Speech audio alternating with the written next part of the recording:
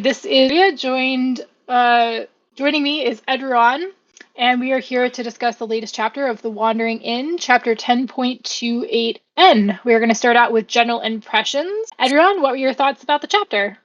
Amazing chapter. Oh my godness. Again, straight 9 out of 10. I just loved it. Keep going back to finally having that Namtang chapter, or at least getting part of the story, what happened to him and how he's doing right now. Not that good. Getting continuation on the other storylines. Pirate said it was an edited chapter, and you can see that it's probably more of like 3 chapters put into one big chapter, or at least I had a feeling that if it were 3 chapters put into one, because normally we would have getting just a separate chapter of Namtang, then a separate chapter with the 2 Rexes and the whole check out my crypt storyline, and another chapter about people going down to the pavilion. So it was okay put together, to be honest. It was okay put together, but I would have liked a more fleshed out for every single part. But all in all, that what we got was awesome. Namtang really has it rough right now. It's being corrupted as we speak, and I'm not really sure if it's just the skill that's doing this to him, or if it's just he himself.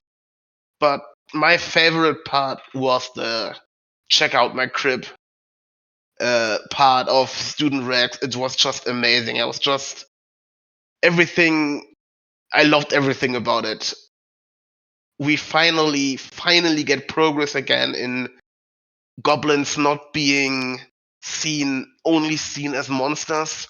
I mean, they immediately get attacked with for that stunt, but all in all, it was an amazing moment, and I'm excited to see what happens on the conclusion, or who they are gonna take out with the roots from the pavilion.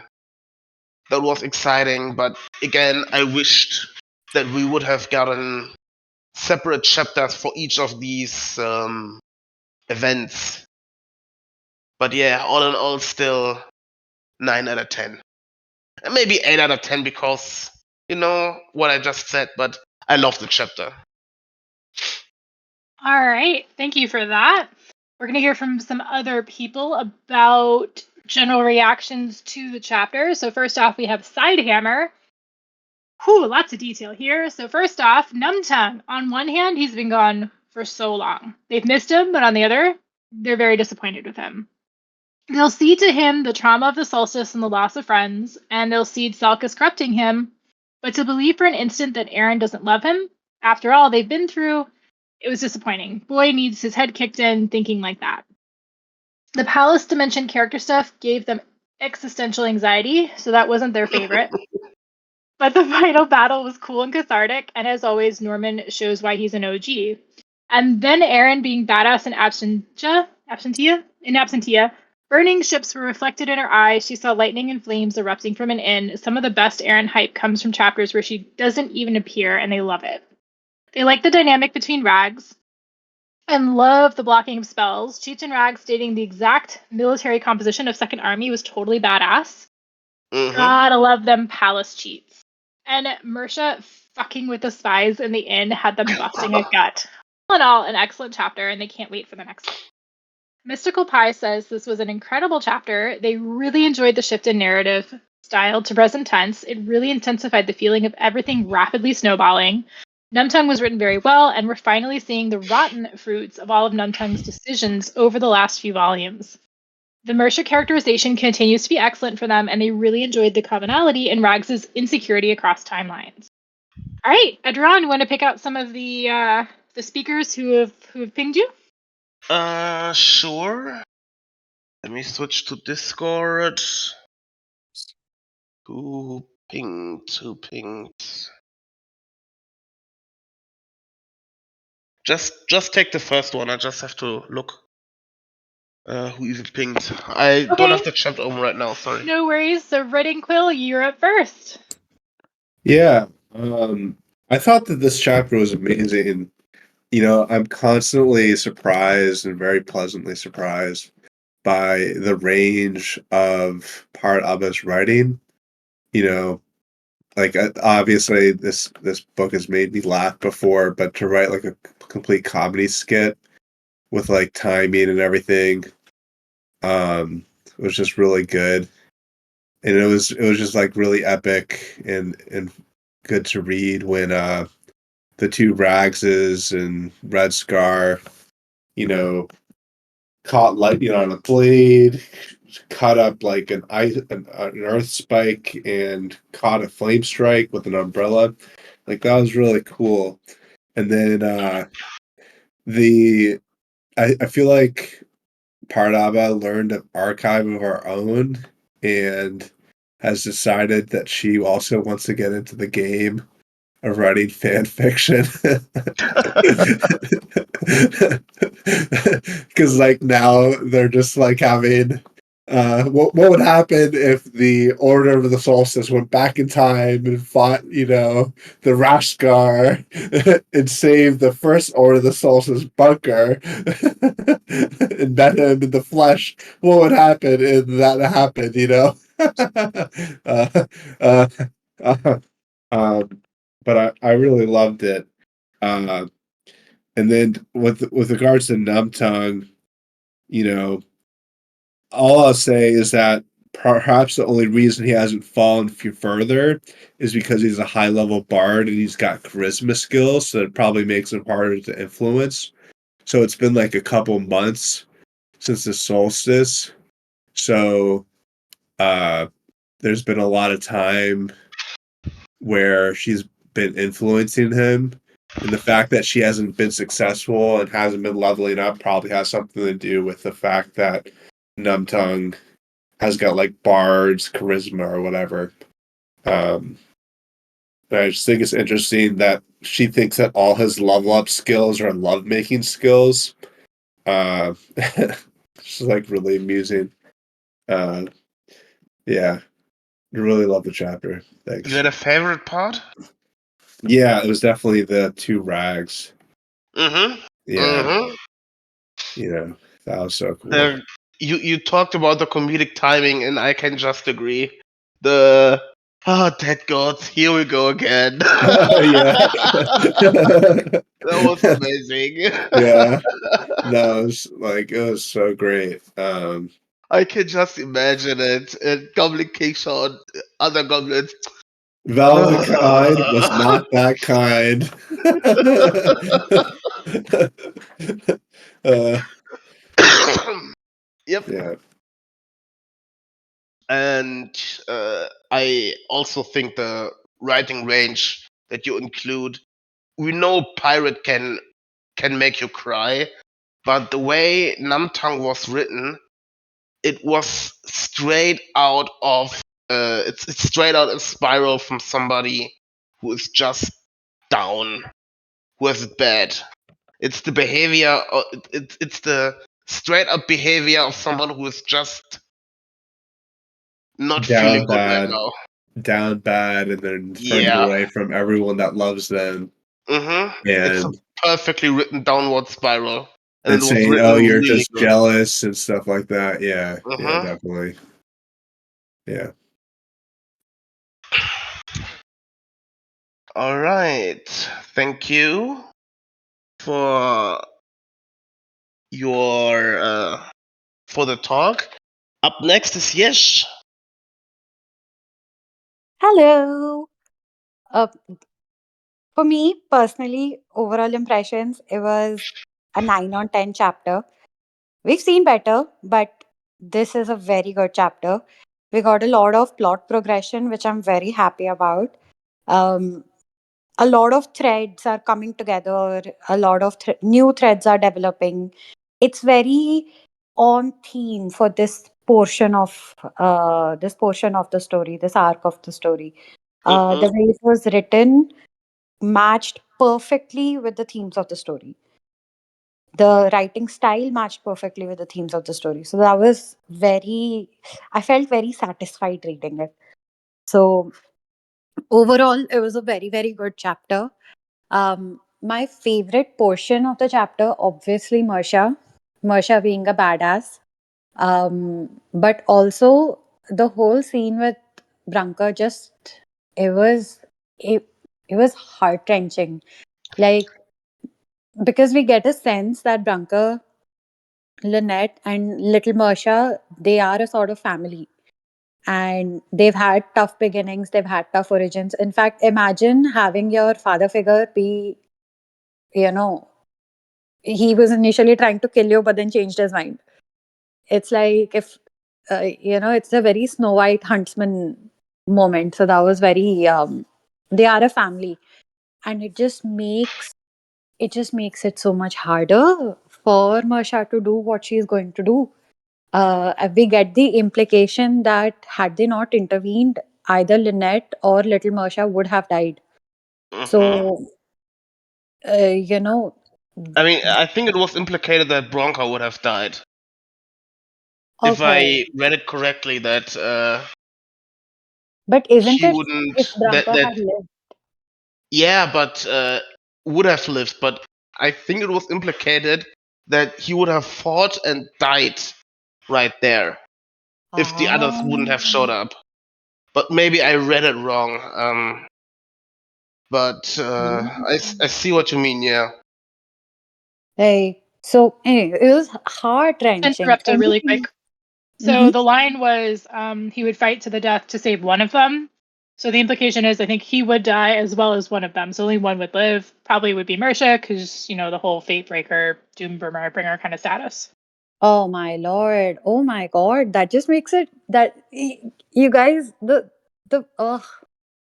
it's just heart wrenching. So that was amazing reading all of that.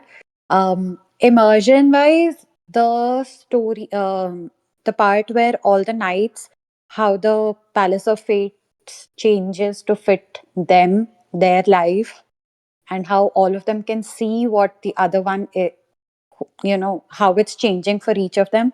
Oh, that was beautifully done. Like, completely lovely, lovely, lovely, lovely. And yeah, like great chapter. Namtang, I have a lot to say about Namtang, but I can sort of personally empathize with him because this is self-destruction.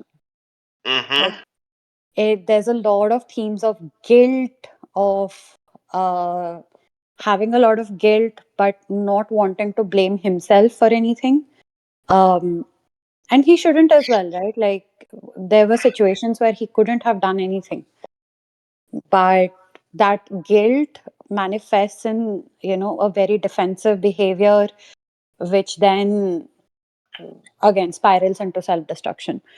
So yeah, he's going down, or he was going down the path of love, sex, and self-destruction. And I feel like a lot of us have been there. And for me personally, it was good to see how you push away the people who really care about you. You start building all these ideas in your head that they never really cared about you. But that's absolutely not true. And you are the one pushing them away. So, Mm-hmm. oh my God, that just, it felt. But at the end, when he realizes, or sort of realizes that they do care, and starts getting hints of they do care, I'm fully anticipating him realizing what Salkis is doing, who she is in the Palace of Fates. Mersha probably knows, because she's seen, one of the Mershas probably knows, because they've seen a lot of Fates, right? And we might see Namtang then start helping Zevara. Isn't Zevara on the Raiders case, like the Blood Feast Raiders case? He might get involved. He might actively infiltrate their groups to bring them down. I think that would be really amazing. But Interesting idea. yeah, But those are my I totally agree with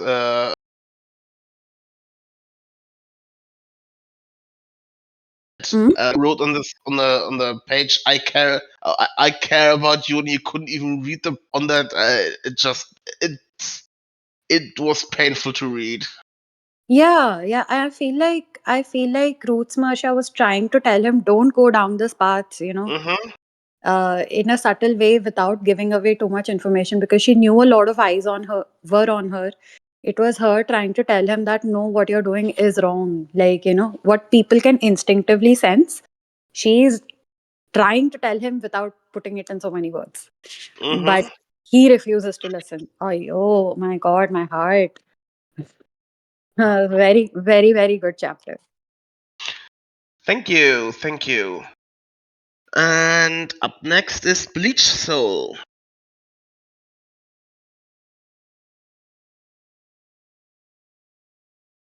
Bleach Soul? Okay, so just Yes. oh, Yes. you're there. Yes. My impression A is man with the taste. yeah, I really, really like this chapter. It's been a long time since we ever heard about Namtang. So I appreciated the focus on him. And we actually got like at least a glimpse about why is he like why is he doing what he's doing. We know Mm-hmm. he's mad and like he's gonna deal with a lot of stuff, and it's a great thing that he's been taken to the palace of fate so he can confront at least his brothers, confront him and Pyrite, and hopefully set him on a path, the previous I mean like a new path or something, like so he can just I don't know, use his depression or sadness or whatever and use them for something like constructive. With regards to, I really liked also the singing, not stand-up goblin, stand-up rags. So I thought it was nice. It was refreshing. I mean, how she exposed the second army, and how she exposed also about the old one and everything, while Mm-hmm. telling about her home, goblin home. And I mean, I saw everything. I mean, everything about this chapter was great. Also, that Marsha picked up these people to go down with her to the palace. I mean, it seems like everything is connecting, and I really like that Ushar got some spotlight, because she doesn't get. I mean, she's like a very background character, but at least she got much more exposure, and her skills are like nuts. So yeah, but all in all, I mean, like 9 out of 10 for me. Thank you. Mm-hmm. You had a favorite part? Uh, I think my my favorite part would be Noka dying again and again. I just hate her. I don't know. Yeah, so it was like it was nice, like bringing her back and killing her. And I Mm-hmm. like how I like how Norman double tapped and throw acid on her, like to kill Oh, the her. Like corpse, yeah, really yeah, double tapping. Oh yeah. my, So the that's fight, even the fight. I mean, Norman as a knight, he fights wishes, burning her alive, burning her with acid. I mean, I really don't want to fight that guy. It would be nasty to fight him. But the double tapping was nice with the throwing acid on the corpse. I yeah. agree. So I mean, Yeah, that was probably seeing Naka dying again. It's great. It's really great. Yes, thank you. All right, I think that's Right. everybody who wanted to talk. Yep. So that wraps up everyone who had general impressions who wanted to speak. We have one last response from Dvorak Q, who says, because misery loves company, they give you this poppy earworm. It is Rose and Bruno Mars, APT. They think it's fitting for the last 2/3 of the chapter. It's chaotic. It's punny, Korean. It is an invitation, nay, even a summons. It just fits the Mersha theme as she chaotically flips over the careful plans of those jaded planners in the inverse because hold on, she's coming. So you can guys can give that a listen or search it up if you're listening to this recording later on. I'll wrap up with my general impressions, then we'll launch into the first discussion question. While I'm doing that, everyone, you want to choose and post the first discussion question? All right, I'm looking for a good one. All right. So I will say that I found this chapter a bit confusing, jumping between all the different timelines. The color coding did help keep things a little bit straight. But I did feel like this was a couple chapters in one, and it detracted from the overall Numtung storyline. I would have preferred to see hints of his declining mental status and corruption over several different chapters rather than it all kind of crammed into one. I think it detracted from the emotional sort of reunion that he's having with his brothers in the alternate possible universe at the end of the chapter.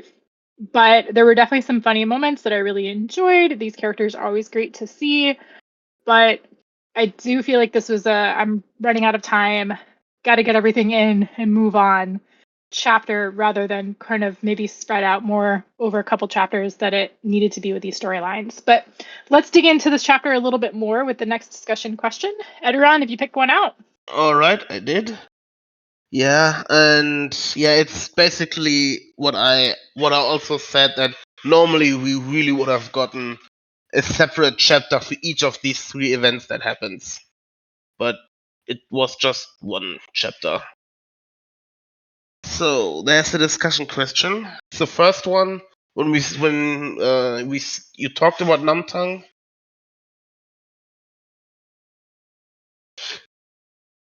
Could you read out the question? Yep, no problem. So the question is Numtung corruption. What did you guys think? And how will forced family therapy affect him? Should his charisma have partially protected him? So we've got a couple of responses right off the bat. And we talked a little bit about this in general impressions. I'll just start out with my thoughts on this. I don't know if it's so much corruption as just he's depressed. He's going through a cycle of self-hatred because he didn't step up, right, when people asked for volunteers.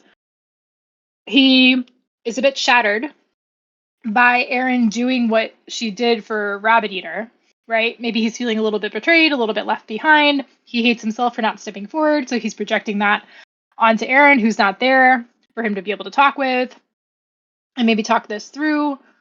He was always closer to her than he was necessarily to other members of the little family that they made. Bird is completely different, right? So that kind of strikes out that connection that maybe they had.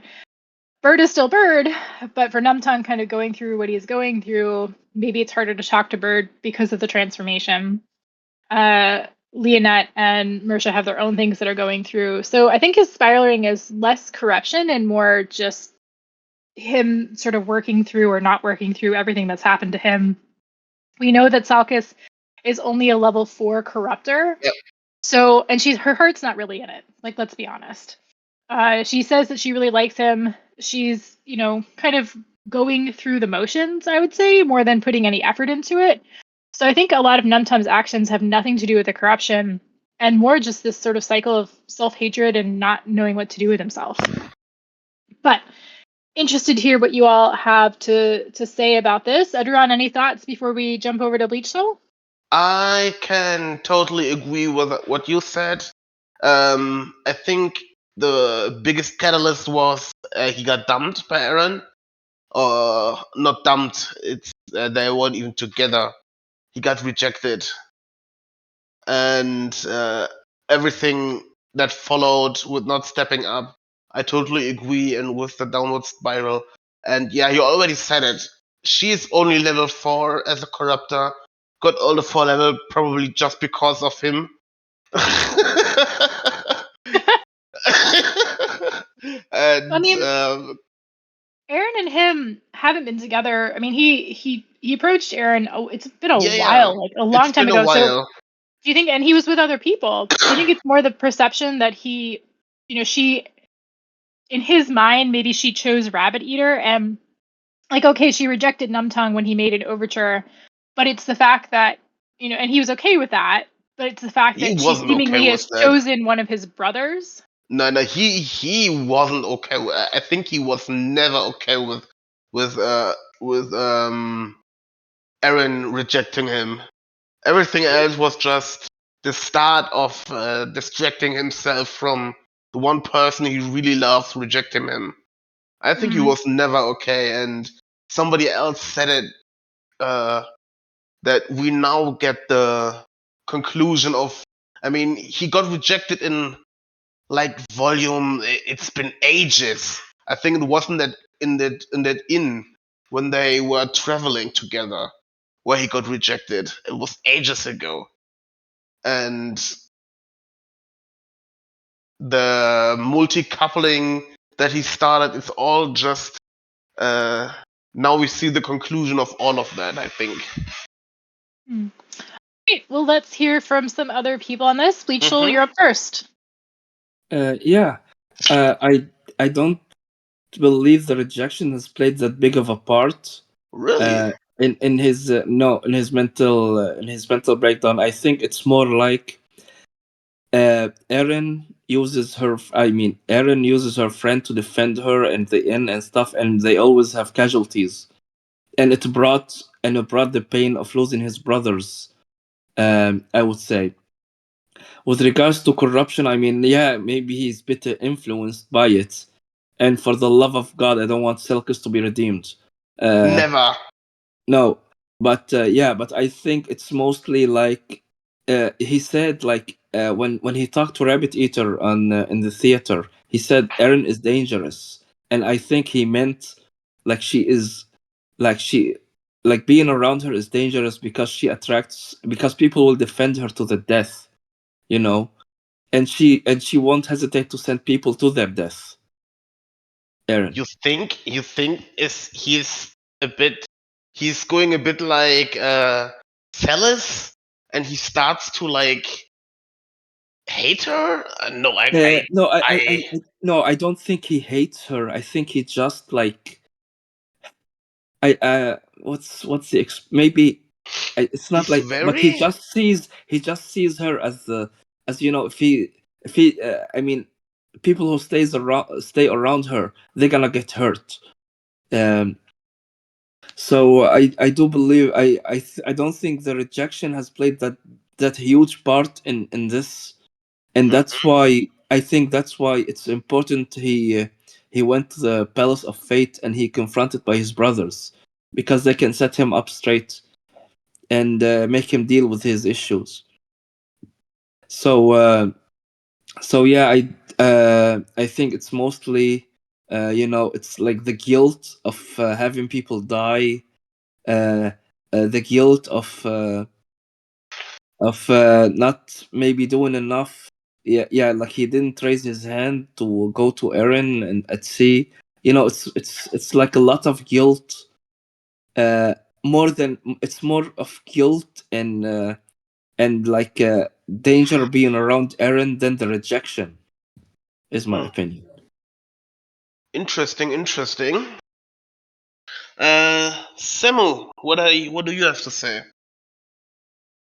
Yeah, so I think one of the most interesting things about all this Namtang story is he's definitely depressed in some or on the way there or on the way out of it again. I'm not sure where exactly he is right now, but what stood out to me is that the Blood Feast Raiders or their leader, Corison Reels or whatever his name was again, they are clearly focused on getting Namtang to the bad side, to really corrupt him, not just him as a person, to get him to join them for whatever, but also his morals. And I think what I found that scene really interesting, where he demanded to go to Salk's mother, and he was really insightful about Salk's mother in that scene. He knows a lot more, or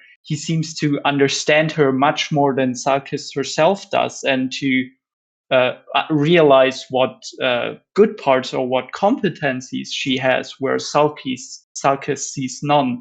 And I think that really reflected that in general, his morals are more or less intact. It's just that it's the social things that trouble him more than, or where he is corrupted a little bit. Or I mean, his class is the first part of his new class is basically the same as hedonist. So it's clearly the social things that trouble him, or that he has troubles with, and are where he is getting into trouble with. But I think that the chapter showed that morally he's not as easily corruptible as you would think, and that it's just the social relationships that he just can't deal with right now, or he's really bad in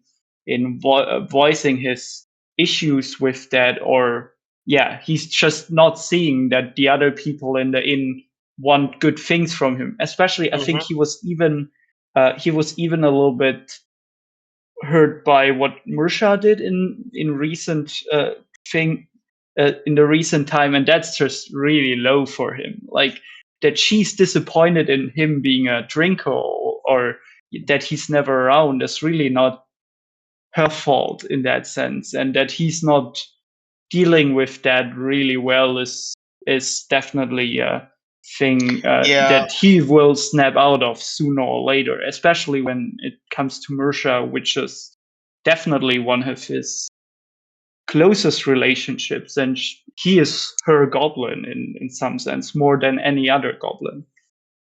Not even Mercer getting rejected by your own cat. That must have that must have stung. Getting rejected by your own cat. He's dealing with a lot. I didn't ask Bleach so, but maybe if you could say one sentence about Salkis. Do you think she deserves a redemption? Are you asking me? Yes, I'm asking you. I couldn't ask Bleach so because I will ask everybody who's speaking right now. I think Salkis, I'm still on the fence there, because we've not we only seen the Bloodfeast Raider do stuff there. We have not seen a point of view from her perspective. We only know that she gets a thrill out of these hunts, and I'm not totally sure I want her one-shotted in the fight against Bloodfeast Raiders, or beaten down terribly. But I'm definitely not onto the full redemption thing, because I think that's where they are so different. Namtang has a very, very grounded moral view of things, and she doesn't. And I think that's where she is lacking. But we've also gotten a sense of how the membership in the Bloodfeast Raiders is a little bit coercive. Nearly, like, it seems like there's maybe a skill involved that makes them only loyal to the Raiders, and I think that's a thing that we still need to see through more to totally say she's the devil that she seems so far. Interesting take. Interesting. Up next is Yesh. Yeah, I'll start with the whole Salkis thing, because that's like the most recent. We asked a Namtang question. I was sorry. It was just a side question that I wanted to one sentence that I wanted to be answered at the end, but you can start with that, of course. Like, because it's going to play into how it affects Namtang. Mm-hmm. So we've seen a lot of characters, bad characters be redeemed, right? We've seen Tyrion Veltras, and he has been redeemed somewhat. Um, the road to hell is paved with good intentions, but you're still going to hell. So, fine. Tyrion Veltras, he had good intentions. Maybe that is recognizable. He's a product of his environment, whatever. But how do you redeem a psychopath or a sociopath? So I was Yeah. watching this one segment. I think Ladable did this thing with a lady who does profiling for, in murder cases and especially cases where there are psychopaths and sociopaths involved. The litmus test of it is, would you be comfortable having them as a neighbor? And No. if you're not, yeah, then complete redemption is not possible. Like, even if we look at Tyrion Veltras, he is in a way he was at least in a neighborly role, and the goblins seem to be okay with it. But would anyone ever be okay with Salkis being so involved in their life after what she's done, simply for the kicks, not for any perceived moral reason, not for anything else, simply for the kicks? That is not going to happen. And I think that's where Namtang is also going to draw his line. He will probably go through a journey because where he might want to redeem her, but because he feels if he's able to. So I saw this a little bit, during the story as well. He feels if he's able to fix her, he can fix himself, because he feels like he sees a lot of himself in her, figuratively, not literally. So, the whole thing, pushing her to meet her stepmom, be closer to her family. Maybe that is him projecting what he needs to do, because he knows deep down what he needs to do. But he thinks, okay, maybe if I can fix her, I can fix myself. And he might see that, okay, it's not happening with her, but it need not necessarily not happen to me. I don't know what I just said. But yeah, like he's going to try and fix himself, but do it the wrong way, but get to the same place eventually. And yeah, Mm-hmm. like his brothers might play a role in it, but I don't think rejection was the reason why Namtang is going down this road. The feel that I got from it was, what happens when you trust a teenager? My God, I'm using a lot of words that are blah. Anyways, what happens when you put a teenager who's not ready for adulthood in an adult position with adult responsibilities? They don't deal with it well, and they look for validation. Now, a teenager might act adult, they might look to their authority figure for that validation. But what happens when that authority figure doesn't have time for you, if not necessarily affection? So that's what happened with Erin. I think Namtang, if he rationalizes it, he will see that Erin has in no way rejected him. Mm, Romantically, yes, but as a person, she has not rejected him. Of course not. Of Yeah, course not. He loves him like a brother. That's exactly. just all. That's just all. She loves him to. He if Namtong would have been the one on the sea, she would also have gone through heaven and earth to rescue him. So, Exactly. uh, But it's validation he craves. And a lot of times we see this in growing people, in teenagers specifically, or people who are emotionally shunted. They project emotional or romantic feelings onto people they seek validation from. You know, mhm. um, or strong emotional feelings that they may confuse as romantic feelings, just because they require some sort of validation from one person that they have deemed to be their authority. Mhm. And I think that is the case here with Namtung, where he is looking for validation. He sorted from Octavia that his lifestyle was okay, but she says point blank that no, what you're doing is not okay. He thought someone who unconditionally loves him, his cat, but the cat also rejected him, and he realized just saying the words that okay, you are my cat and I love you is not enough, because cats can't process those, right? Cats are very simple. If you're here, you feed me, I'll love you. If you're not feeding me, then I'll not love you. I'll love the person who's feeding me. So he realizes that, again, all of this, for now, it may be like affirming what he feels, that, everybody hates me, everybody rejects me, blah, blah, blah, blah. That's not the case, though. Like, he is simply seeking for validation. And I think the way Salkis became a corruptor is because his lifestyle agrees so much with her lifestyle that she validates him. And I see what you mean, but she got literally told to bring him over to their side.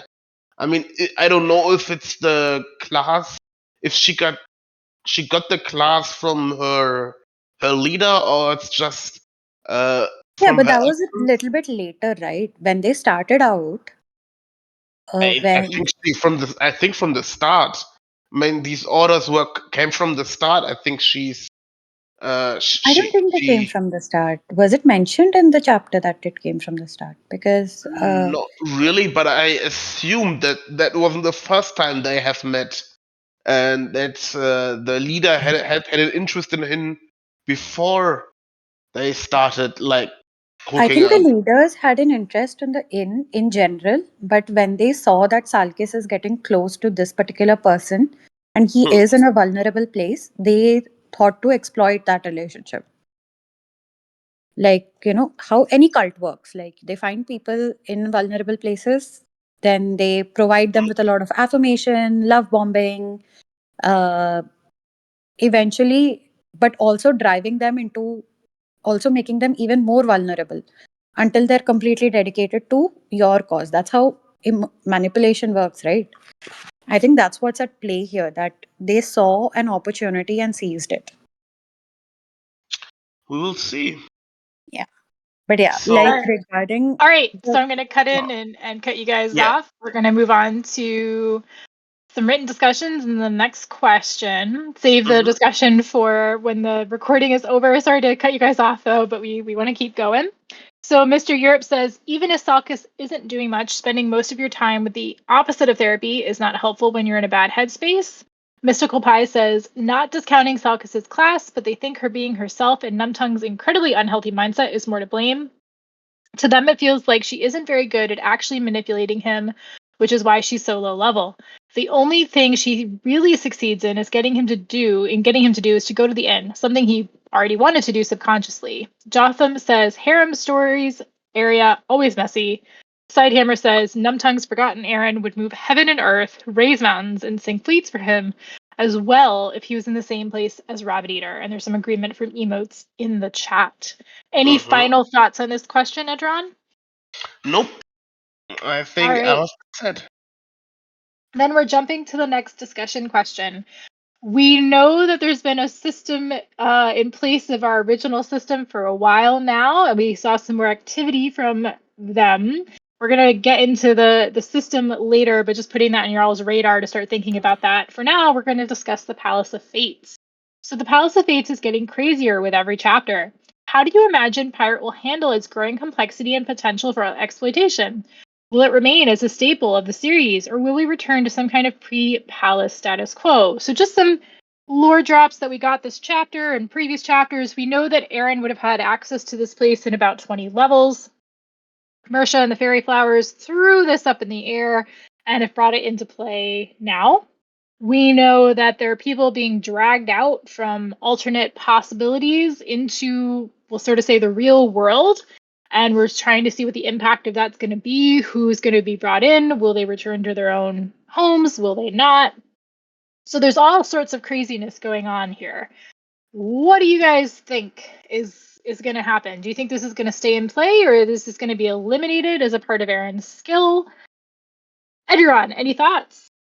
I think the palace is gonna get eliminated, or at least heavily restricted, because it's too goddamn broken.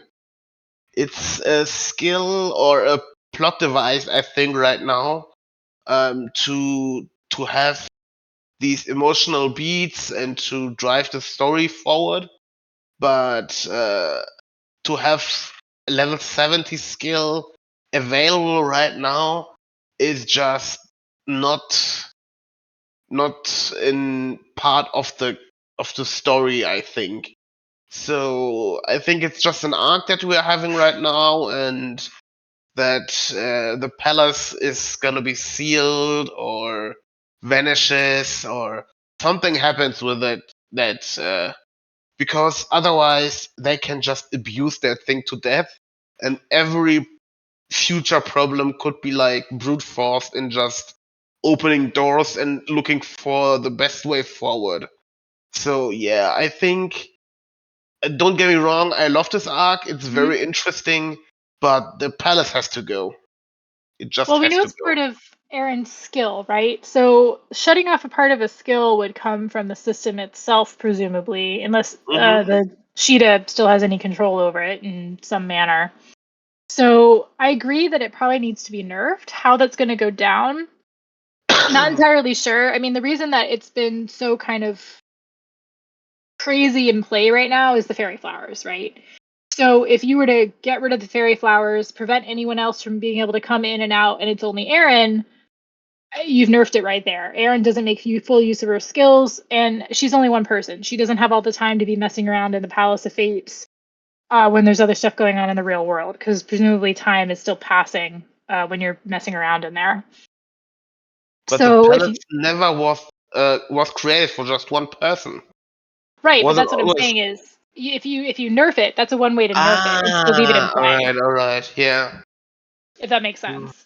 But I yeah. agree with you. I think that after this time skip, its use has got to be kind of coming to an end, presumably. Mhm. But who knows? Who Maybe I knows? mean we know these level 70, 80 skills are absolutely insane.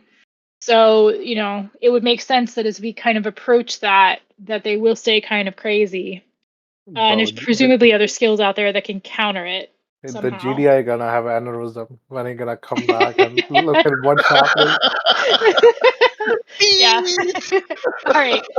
So Mystical Pie says they still think that whenever the actual GDI returns, it will at the very least shut off access to the palace if it doesn't destroy it. They don't think we will see continued use of the palace once this arc is over. Red Ink Quill, what are your thoughts? Okay, so I've thought about this a bit. I think that in order to deal with the Titan, they will end up releasing Sheda. But the thing is, Sheda has the skill as one of her skills. She also has the Pavilion of Secrets. She also has the Guardian Sanctuary. So it's going to maybe because Aaron has Pavilion of Secrets and Guardian Sanctuary, she won't have those skills anymore, but she will have Palace of Fates, and it'll become locked into only being Sheda's skill. So if they want to use Palace of Fates in the future, they'd have to petition Sheda, hey, can we use the Palace of Fates? I think that's one way it could be solved. I don't know how the GDI could patch fairy flowers when it can't seem to process them at all. So I don't really know. But I do think that if they do release Shida, then the skill will revert to her ownership, and it'll no longer be hackable or something like that. Yeah. All right. All right. Yeah, no, thank you for that thought. Kanea says either very nerfed or removed, like our Mafia hamster said, but what they do hope is that there are very far reaching consequences of what happened. Either character staying and surviving, or some other kind with the things that Kasigna feared. If everything returns to something too similar to status quo, then it would feel like crazy filler chapters. And there's some agreement with that from the emotes. I am also, maybe I missed this, but these are alternate looks, right? At like what could have gone down, but they're not really alternate universes. However, I think we do know that alternate universes in actuality exist. When we had that chapter with the fairies, right, looking at different stories play out. I'm thinking of the what's the character's name? Edoron, the runner, the horrible runner, Pursuer. Pursuer, yeah. Right, Pursuer. When we saw her in that alternate universe, that was an actual alternate universe. That wasn't just something that the Palace of Fates is like, oh, here are the potential fates that you could have run the course of, which are just shadows of the real world. And so, one thing that I'm kind of confused about is, okay, we have the Palace of Fates, which are just kind of shadows of the main world, but then we also, I think, have, according to the fairies, this multi-universe in play. And so, one thing that I wonder is, like, when the system comes back and with the Fae going on, maybe all these shadow universes turn into actual multiple universes somehow, and like access is somehow limited in that manner. Mr. Europe says they don't think that was an alternate universe because there were no gods. I don't think that there were no gods. I just don't think they woke up. There was something about that prevented them from waking up, and the main enemy became the slaver groups. Anyway, Yash Ketchum, what are your thoughts? Yeah, like definitely gonna be restricted access, but access will be there nonetheless. I think people are just gonna realize it's too dangerous.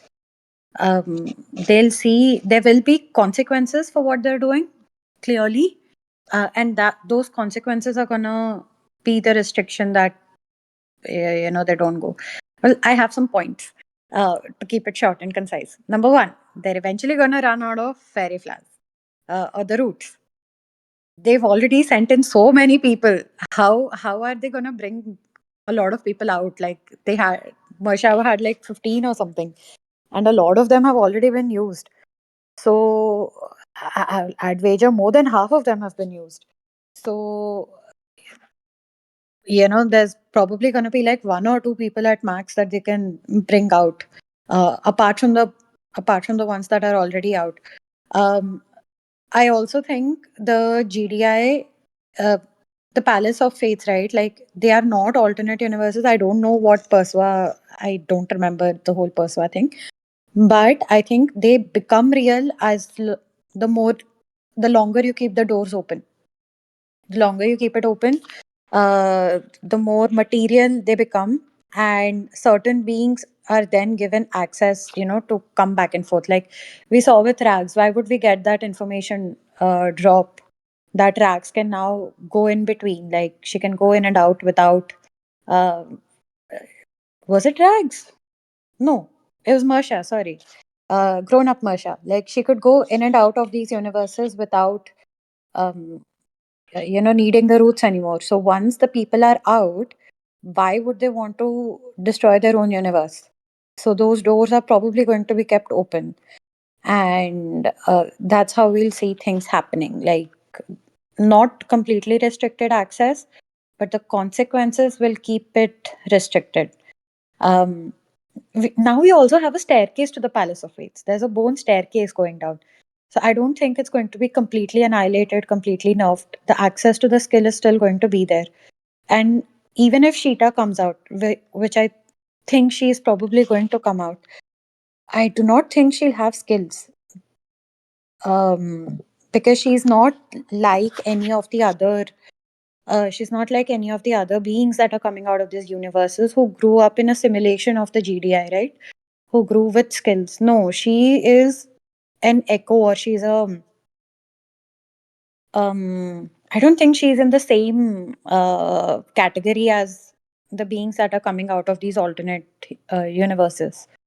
I think she is completely different, more of a Regis Reinhardt sort of a place.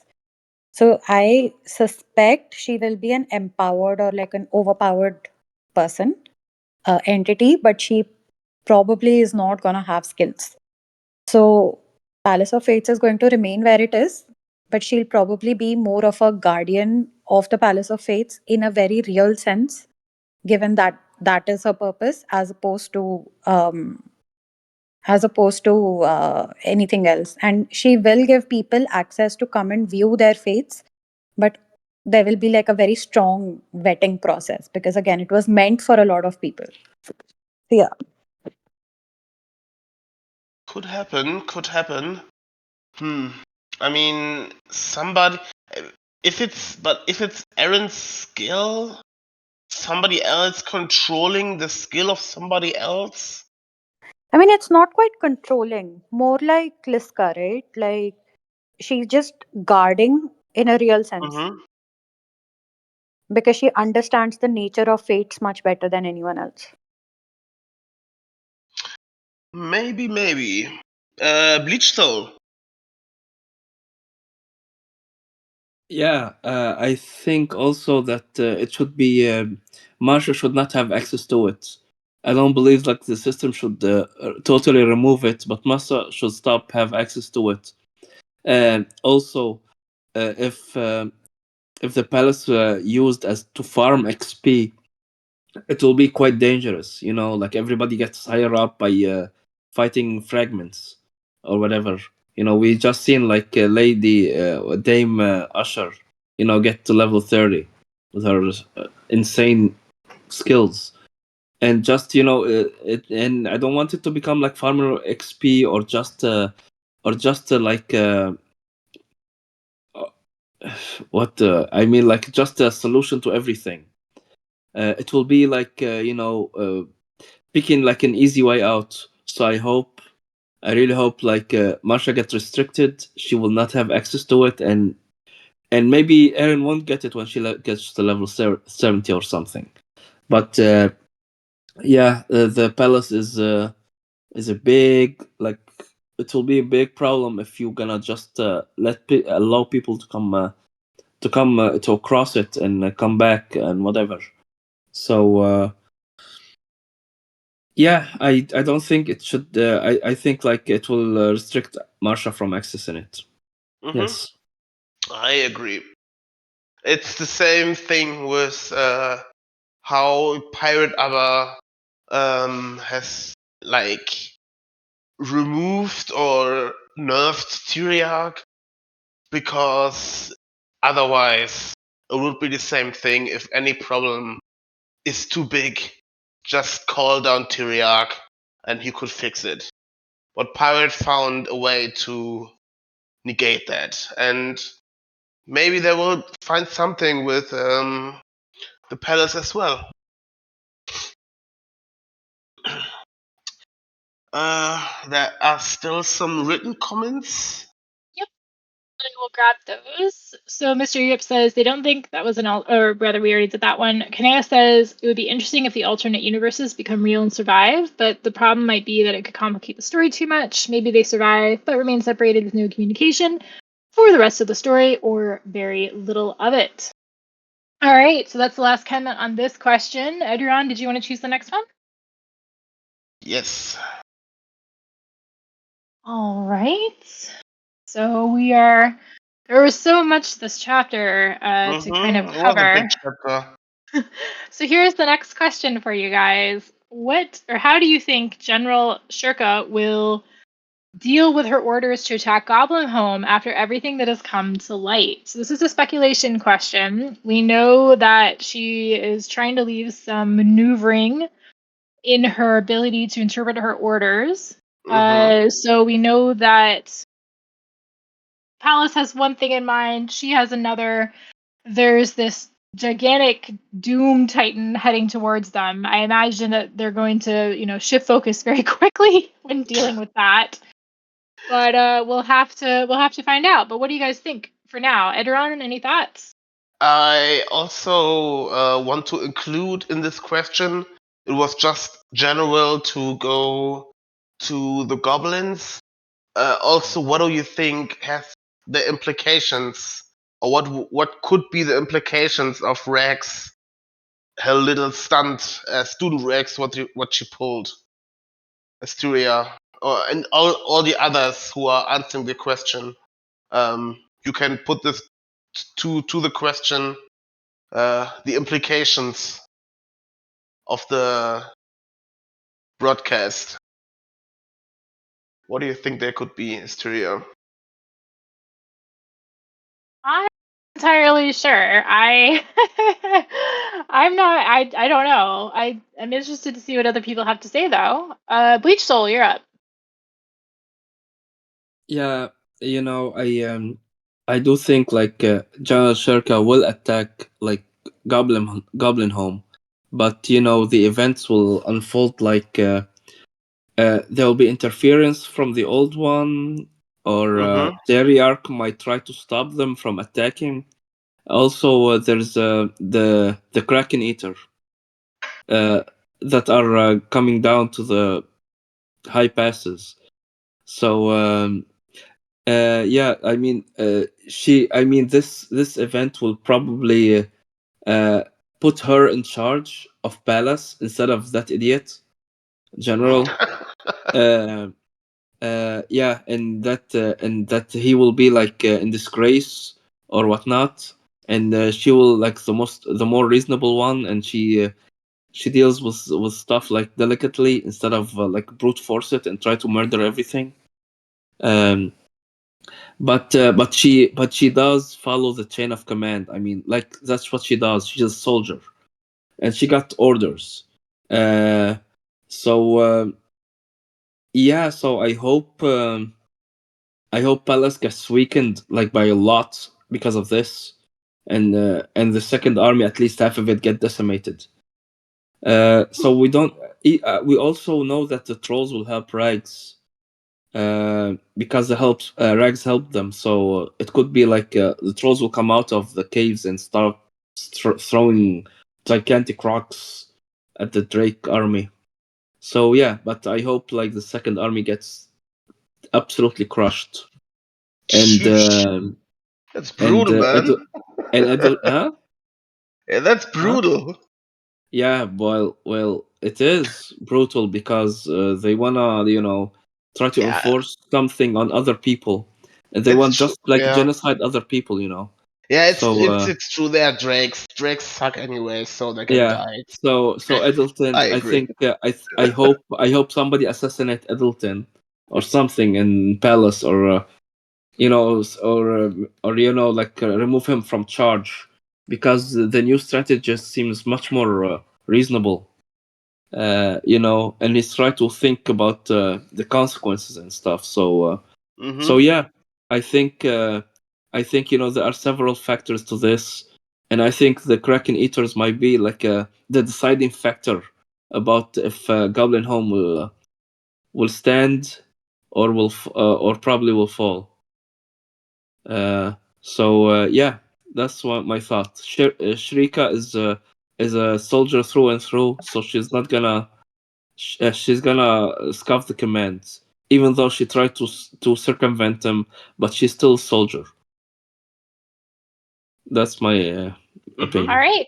Thank you very much. Mystical Pie says Shirka seems pretty set on following the chain of command. So they think she'll slowly make her way towards Rags while trying to prepare for taking over Goblin Home, but the Titan will probably escape while she's en route, and the army will end up focusing on that. The Kraken Eaters are also going to be involved in this somehow, so maybe her Goblin fighters take them on. There's too many moving threads to really get a full prediction going. Samu, you're up. Yeah, most of what I wanted to say was already mentioned. That there's also the Kraken Eaters around that have not really been mentioned this chapter.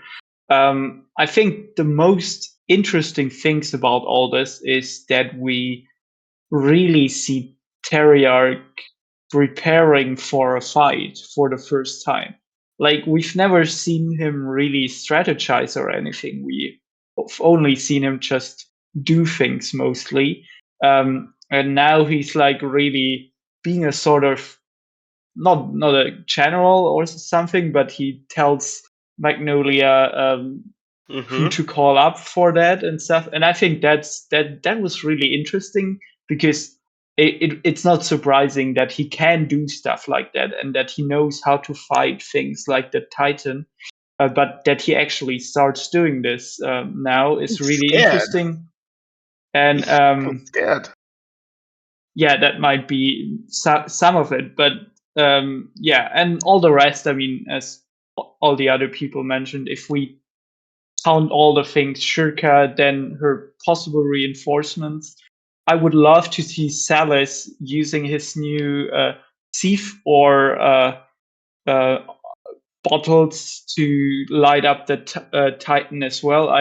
I would say with his new things, he could probably deal some serious damage to it with his sieve core potions.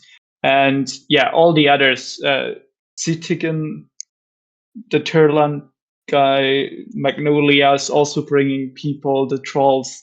It's gonna be really like the battle of the 10 armies, more or less. And it's probably gonna be sick. I mean, that Salas is helpful. I think he was mentioned in some of the Palace of Fates visions, and he died in some of them, if I remember that correctly. Wasn't he mentioned sometimes, and just also with one of the casualties? He But- may have been, but I just want to see his new potion and how much All right. damage. Like, it's not really about him playing the major role in that fight. It's that he's around and gives a helping hand, and he would be useful, especially when we have Teriarch on the move and they Mhm. do it together. Yeah. That's Yes. all. Oh, me? Yes. Okay. I think we will see a little bit of Drakian subterfuge here. I think what's going to happen is Magnolia, with the authority of Teriak, she's probably going to foster some sort of a temporary alliance where everyone first focuses on um, taking down the The old Titan. ones. Yeah, yeah, and after that, we might, you know, General Esau, strategist Esau, he probably will take the reins here, and they won't know that it's a temporary alliance. They probably think, okay, we'll not bother you, you don't bother us. Let's find a diplomatic way, put some checks and balances. Maybe that's something that he's working on. But General Adain, now we know that he's ordered reinforcements for General Shirka, right? That's going to take at least a week to get here. He's ordered portions of the third and the fourth armies to come and help her, and but they're not going to be here for a while. I think what's going to happen is they'll defeat the Titan, or at least contain the Titan. At which point the new fresh army shows up and starts attacking the goblins. And at this point, Shirka will be forced to make a decision. Should I follow orders? Because till now she has just been delaying following her orders, right? Like, she knows, okay, these are the orders, but I'll do whatever I can to stop it.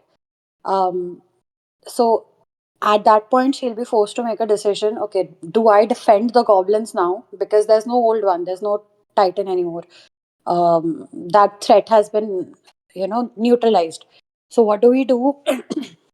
Now it's a moral dilemma. Because on the goblin side, you'll probably have all these mythical creatures. You'll probably have maybe Resveri still hangs around. There's going to be Teriak. Even Magnolia defends. Magnolia and her people defend the goblins. And on the other side, you have the Drake armies. So Shirka probably disobeys Eddie here. I don't know how that will happen, but probably. Another way that I see it happening is Edain and Esor are completely kept in the dark. Magnolia and Teriak broker a negotiation with Shirka and Rags, where they say, okay, we have attacked them.